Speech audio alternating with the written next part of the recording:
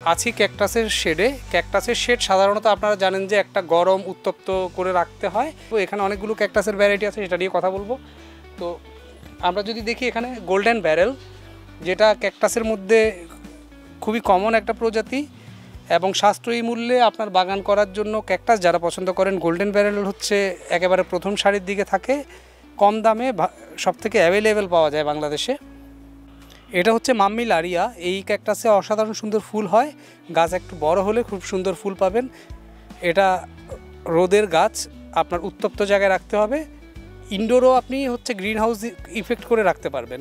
এটা হচ্ছে সেরিয়াসের একটা প্রজাতি, এটাকে কালো বলও বলে বাংলাদেশে, খুব সুন্দর হয়। এগুলো আমরা অনেক বড় বড় গাছ দেখতে পাই থাইল্যান্ডে।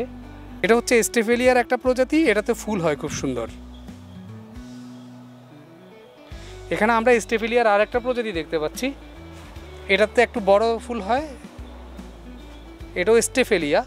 এটা হচ্ছে জিমনো, এটাতে ফুল হয় খুব সুন্দর। এটা হচ্ছে ওপুনটিয়া ফ্যামিলির একটা ক্যাকটাস, এটা অনেক বড় গাছ হয়, অনেক সুন্দর বড় সুন্দর গাছ হয়।